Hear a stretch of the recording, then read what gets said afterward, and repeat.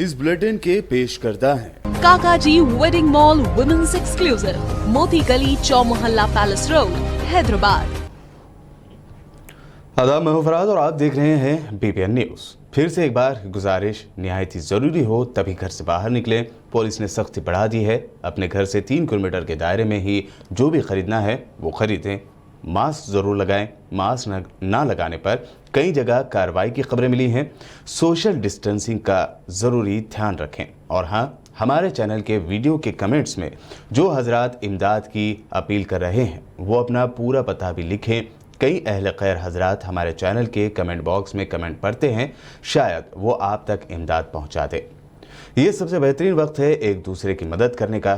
फिलहाल अब आगे बढ़ते हैं और सबसे पहले देखते हैं हेडलाइंस। पालघर मॉब लिंचिंग पर महाराष्ट्र के होम मिनिस्टर का बड़ा बयान। कहा, गिरफ्तार 101 मुलजिमों में एक भी मुसलमान नहीं।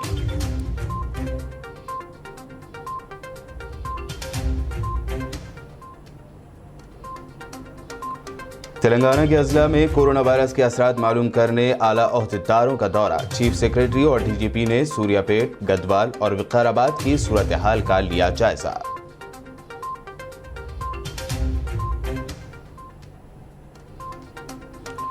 शहर हैदराबाद के मल्लेपल्ली जामा मस्जिद क्वारंटाइन सेंटर से राहत की खबर। 56 अफराद के टेस्ट निगेटिव, आज घर जाने की दी गई इजाजत।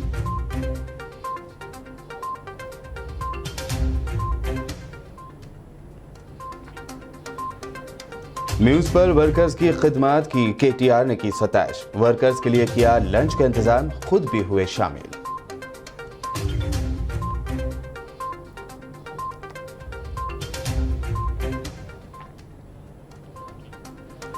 रच्चाकुंडा पुलिस कमिश्नर महेश भगवत का बयान। दिल्ली से वापस रोहंग्या में से कोई भी नहीं है कोरोना पॉजिटिव।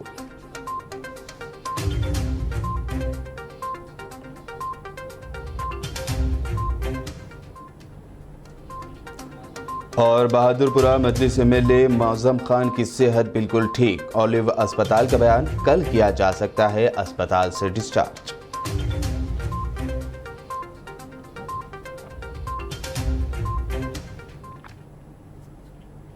ये हेडलाइंस, बढ़ते हैं खबरों की तफसील की जानिब। बात करते हैं पालघर मॉब लिंचिंग की। महाराष्ट्र के वजीर दाखिला अनिल देशमुख ने अपोजिशन पर इल्ज़ाम लगाया कि वो पालघर वाक़े को फ़िरका वाराना रंग देने में मसरूफ़ है, जबकि इस मामले में गिरफ्तार 101 लोगों में से कोई भी मुसलमान नहीं है।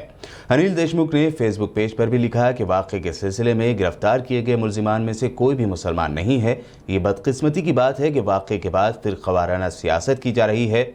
एक वीडियो पैगाम में उन्होंने किसी का नाम लिए बगैर कहा कि कुछ लोग मुंगेरी लाल के हसीन सपने देख रहे हैं। ये सियासत खेलने का वक्त नहीं है, बल्कि कोरोना वायरस का इज्तिमाई तौर पर मुकाबला करने का वक्त है।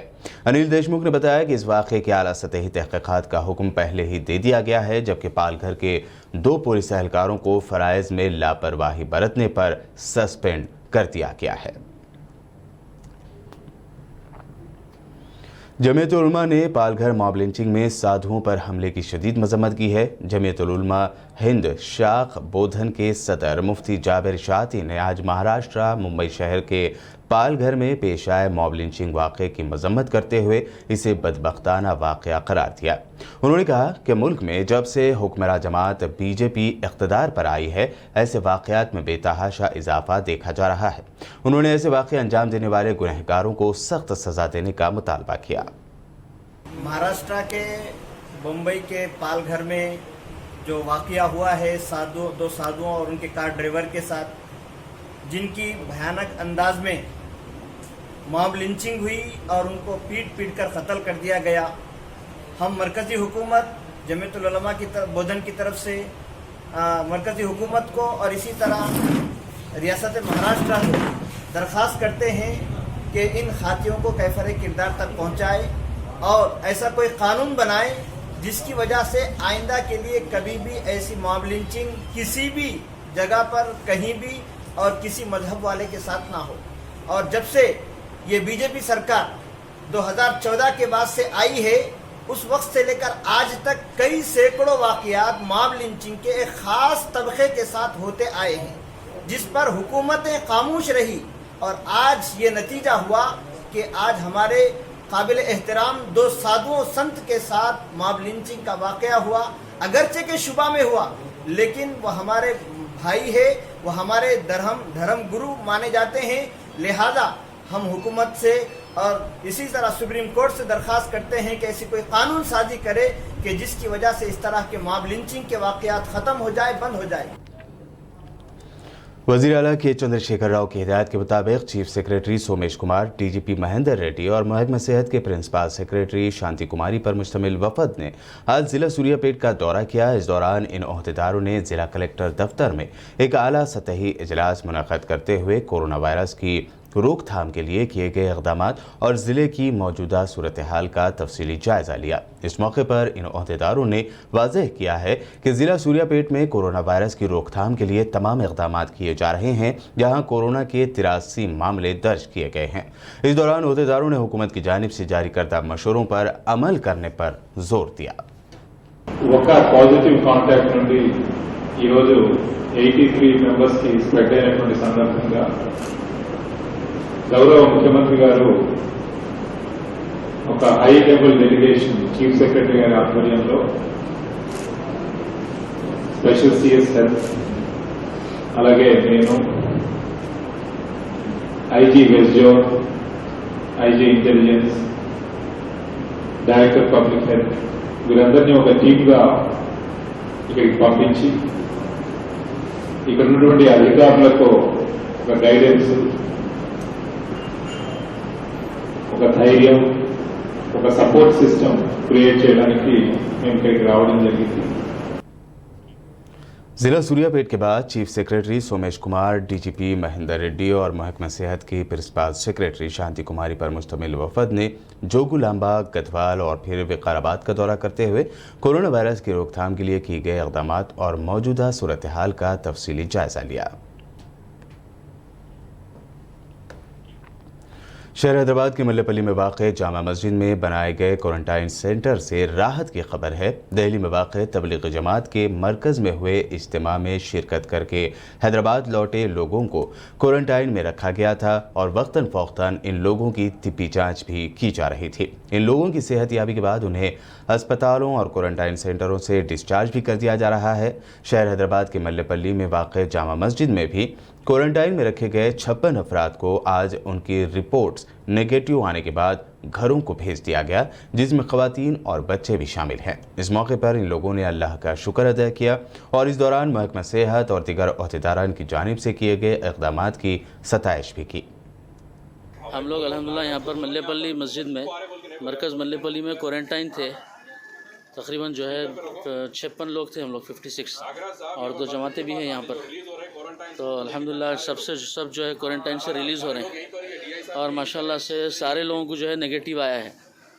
जितने साथी थे सबके सब जो है नेगेटिव है और सब घर को जा रहे हैं, जिसमें से बास का टाइम जो है 14 को ख़त्म हो गया था और बास का 19 को हो गया था, बास का जो है आज हुआ। तो 14, 15, 17, 19 वालों को भी रख के आज छोड़े सबको यहाँ पे। तो अल्हम्दुलिल्लाह ये बात चूँकि चल रही कि जो दिल्ली निज़ामुद्दीन जाके आए वो सब पॉजिटिव है और उनकी तरफ से जो है कोरोना फैल रहा बोल के। तो अल्हम्दुलिल्लाह ऐसी कोई बात नहीं है। हमारे पास जितने थे और इसी तरह जो है चारमीनार हॉस्पिटल में भी, सरोजनी में भी, वहाँ से 250, एक जगह से 200 लोगों को छोड़े, सबके सब नेगेटिव है। तो हम लोग भी अल्हम्दुलिल्लाह नेगेटिव आए हैं, सेहतमंद है, सबकी सेहत ठीक है अल्हम्दुलिल्लाह। अब हम लोग सब घर को जा रहे हैं। मार्च की 12 तारीख को दिल्ली का सफ़र करके 15 तारीख को हैदराबाद लौटे शरीफ नामी शख्स ने वॉलंटरी तौर पर अपना कोविड टेस्ट गांधी अस्पताल में करवाया था। हालांकि उनका टेस्ट नेगेटिव आया है, ताहम उन्हें मल्लेपल्ली बड़े मस्जिद में कायम किए गए क्वारंटाइन सेंटर मुंतकिल किया गया था। शरीफ को आज घर जाने की इजाज़त तो दी गई। इस मौके पर उन्होंने गांधी अस्पताल इंतज़ामिया पर सवाल खड़े किए हैं। నా పేరు షరీఫ్, నేను ఢిల్లీకి వెళ్ళాను మార్చ్ 12కి ఢిల్లీకి వెళ్ళాను. ఓకే, అది నా ఆఫీస్ వర్క్ మీద.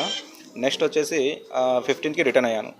ఓకే, అలాగే నేను వాలంటరీగా వచ్చేసి గాంధీ హాస్పిటల్ వెళ్ళి చెకప్ చేసుకున్నాను. నా అంతకు నేను వెళ్ళి అక్కడ నెగిటివ్ రిపోర్ట్ వచ్చింది. బట్ రిపోర్ట్ వచ్చేసి 3 days అయింది వచ్చే వరకు కంప్లీట్గా. అక్కడ ఫెసిలిటీ అనేది గాంధీలో కంప్లీట్గా అనేది అంత మంచిగా లేదు. ఓకే, అక్కడ డాక్టర్స్ కానీ పట్టించుకోవడం కానీ అలాంటి ఏమీ లేదు.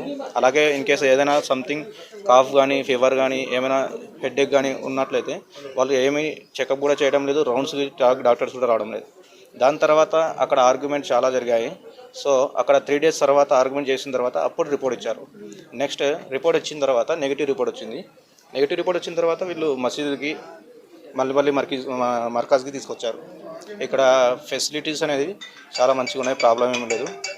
మల్లెపల్లి మసీద్ అంటే ప్రాబ్లం లేదు, అక్కడి నుంచి రావడం మాకు బెస్ట్ అయింది. ఇక్కడ ఇంకా నమాజులు, సో ఎటువంటి ప్రాబ్లం ఏమి లేదు. ఇక్కడ ఓవరాల్ వచ్చేసి మ్యాక్సిమం 70 above ఉంది. 70 above పర్సన్స్ అనేవి క్వారంటైన్ అవుతున్నారు. అందరికీ నెగిటివ్ రిపోర్ట్స్ వచ్చాయి, ప్రాబ్లం ఏమి లేదు. तेलंगाना के मिनिस्टर के तारक रामाराव ने कोरोना वायरस से निपटने के लिए लगाए गए लॉकडाउन के मौके पर बल्दी वर्कर्स की खिदमत की सताइश की, जो नीम तिब्बी एहलकारों और पुलिस मुलाजमीन के खतूत पर काम कर रहे हैं। KTR ने कहा कि तेलंगाना हुकूमत आवाम के लिए उनकी खिदमत का एतराफ़ करती है। KTR ने वर्कर्स की हौसला अफजाई और उनकी खिदमत का एतराफ़ करते हुए उनके लिए लंच का इंतज़ाम किया था। उन्होंने शहर हैदराबाद में सफाई और सैनिटेशन के काम करने वाले GHMC के वर्कर्स के साथ लंच भी किया। इस मौके पर GHMC mayor Bonthuram Mohan, minister Srinivas Goud समेत दिगर कई लीडर्स भी मौजूद थे।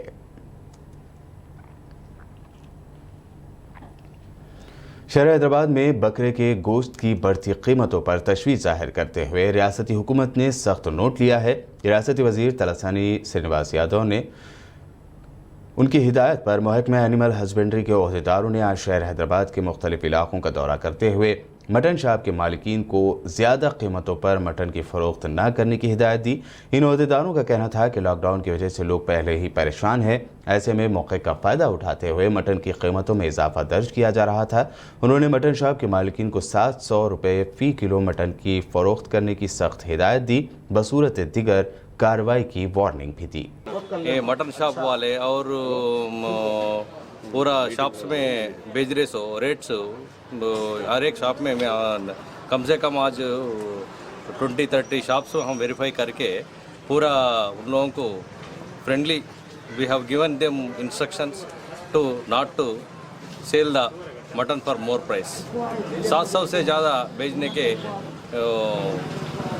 मौका नहीं लेना, इसीलिए मौका के फ़ायदा उठाने के लिए 700, 800, 900 ऐसा बेचने के लिए कर रहे हैं। इसीलिए वो बंद करके 700 से हर एक शॉप वाले मटन शॉप वाले काट के भी ये भी गवर्नमेंट के इंस्ट्रक्शंस और हमारा मंत्री तलसानी श्रीनिवास यादव साहब के इंस्ट्रक्शन से ये पूरा कंट्रोल करने के लिए कई को बोल तो बहुत परेशानी में है लोग कोविड में। ये परेशानी में मौका के फ़ायदा नहीं उठाना बोल के हम सब लोगों को समझने के लिए ये टीम एनिमल हस्बेंड्री डिपार्टमेंट से आके पूरा शॉप्स को वेरीफाई करके we are explaining them. Telangana भर में लॉकडाउन पर सख्ती से अमल किया जा रहा है। शहर हैदराबाद के आसिफ नगर इलाके में कोरोना के केसेस में इजाफे को देखते हुए पुलिस की जानिब से मजीद सख्ती बरती जा रही है। आज west zone task force team की जानिब से गैर ज़रूरी घरों से बाहर निकलने वालों पर कार्रवाई की गई और उनकी गाड़ियों को सीज भी किया गया। इसी तरह 700 रुपये से ज़्यादा कीमत पर बकरे का गोश्त फरोख्त करने वाले मटन शॉप को भी सीज किया गया। इसके अलावा खाने पीने के सामान भी ज़्यादा कीमत पर फरोख्त करने वालों पर कार्रवाई करते हुए केस बुक किया जा रहा है। अरे फास दिया दो को तुम 60,000 रुपये देते, कब से देख रहा हूँ मैं, चलते रखा मैं अपने यहाँ 7 बात करता हूँ। चाहिए कि नहीं गाड़ी में एक अटेंडर को देखा था, रुक कर अटेंडर को देखा था ऑफिस के लिए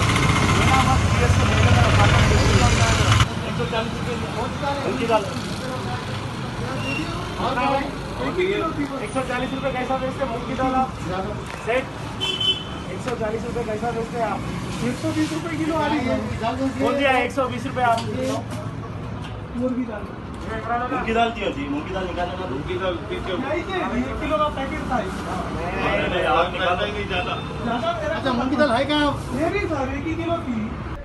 और सीपी साहब इंस्ट्रक्शंस के बारे में ये कोविड-19 के ये टाइम पे ये आसिफ नगर डिवीज़न में ज़्यादा है पॉजिटिव केसेस, उसलिए वास्ते पब्लिक बाहर आने को परमिशन नहीं है। आपको तो एसेंशियल कम्युनिटीज़ के बारे में टाइम में बाहर आने को टाइम दिया, मगर बहुत आदमी गाड़ियों पे 2-2 आदमी, 4 व्हीलर पे 4-4 5-5 आदमी फिर रहे। इसके बारे में वेस्ट जोन टास्क फोर्स का तरफ से डेली पेट्रोलिंग करके कौन कौन वैसा वायलेशन कर रहे हैं रूल्स को, वो लोगों को लोकल पुलिस स्टेशन को हैंड ओवर कर रहे हैं। मगर मैं सबको रिक्वेस्ट कर रहा हूँ, as per orders of the CP साहब, आप बाहर मत निकले। एसेंशियल कम्युनिटीज है तो एक आदमी घर से एक आदमी बाहर निकले के जल्दी लेके जाइए। बुलेटिन में खबरें अभी और भी हैं, फिलहाल रुकते हैं एक छोटे से ब्रेक के लिए।